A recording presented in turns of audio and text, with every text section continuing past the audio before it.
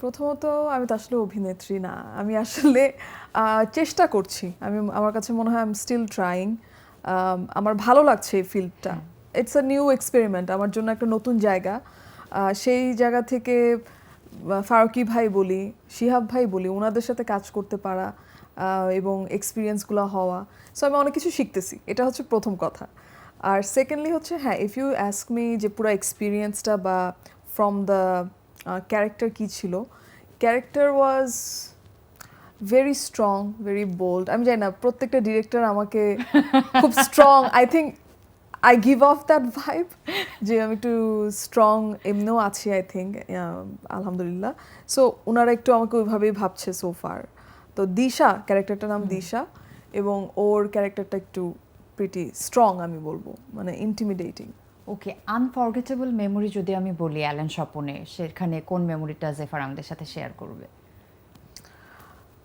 একটা মেমরি বলতে হবে নাকি পুরাটাই? আমার কাছে তো পুরাটাই আসলে, কিন্তু একটা বলতে পার্টিকুলার যদি জানতে চাই যে যেটা কখনোই ভুলবো না, মানে দাগ কেটে থাকবে মনে। অনেকগুলো ছোট ছোট মোমেন্টস, টু বি অনেস্ট। যেমন আমরা তো বিভিন্ন জায়গায় গিয়ে গিয়ে শ্যুট করেছি, সো আমার কাছে অনেকগুলো ছোট ছোট মোমেন্টস, যেমন একটা মোমেন্টে খুব মানে প্যারা লাগতেছিল আসলে, যে আমার নাসির ভাইকে থাপ্পড় দিতে হবে, এবং সত্যিকারের থাপ্পড় দিতে হবে। আর নাসির ভাইয়ের যে ডেডিকেশন, নাসির ভাই হচ্ছে গিয়ে যা একদম রিয়েল, মানে কোনো ফেক করতে চায় না, আর আমিও চাই না আসলে, মানে অন স্ক্রিন। তো উনিও আমাকে বলছে যে তুমি কোনো কিছু চিন্তা করো না। তো ওই সিনটাতে টাফ লেগেছে, কিন্তু জিনিসটা খুব ভালো দাঁড়াইছে সিনটা। এছাড়া আমাদের ছোট ছোট অনেক মোমেন্টস গিয়েছে এরকম। কিছু ছিল ঢাকার বাইরে, সেখানে আমার এটা খুব ইন্টারেস্টিং, আমি আমার যেমন একদম ফুল মেকআপ ছাড়া, রাইট, এইভাবে তো কখনো স্ক্রিনে যাই নাই ফুল মেকআপ ছাড়া। তো আমার ওখানে কিছু শট আছে একদম ফুল মেকআপ ছাড়া। কতদিন শুটিং হয়েছে জেফারের পোর্শনটা অ্যালেন? আমার কাছে 6 days। 6 days।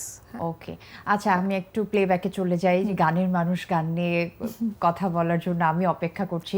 দাগিতে যেমন গান পেলাম, এরকম নতুন আর কোন কোন প্রজেক্টে আমরা জেফারকে পাচ্ছি সামনে? দাগের গানটা খুব স্পেশাল, এটা আগে বলে নেই আগে থেকে। গানটা অনেকে শুনে মানে একটু বলতেছে এত ঠান্ডা গান গেতে পারে জেফার। হ্যাঁ, কিন্তু আর এটা আমার একটা ইয়ে ছিল যে আচ্ছা সবার ইমাজিনারি বাউন্ডারি আমি ব্রেক করে দিব। ধাক্কা হলো, হ্যাঁ, ঝুমকাতে অনেক নাচানাচি, এগুলো তো হলো। এখন আমি একটু ওনাদের মানে একটু অন্যভাবে স্পর্শ করতে চাই, মানে ঠান্ডা গান দিয়ে। তো যেহেতু আমি কম্পোজ করি আসলে আমার গানগুলো বেশিরভাগ, তো আমি এই গানটা কম্পোজ করি দাগির জন্যই। দাগির চিন্তা করি, ওইটার যেই আমাকে শিহাব ভাই বলেছিল সিকোয়েন্সটা কেমন হবে, তো পুরোটা বুঝে আমি কম্পোজ করি নিয়ে যাবে কি। তো ওই গানটা সারা কিন্তু আলহামদুলিল্লাহ খুবই ভালো পেয়েছি, মানে যদিও গানটা ঠান্ডা, ওই ইয়েতে ইটস মানে I am overwhelmed by the comments.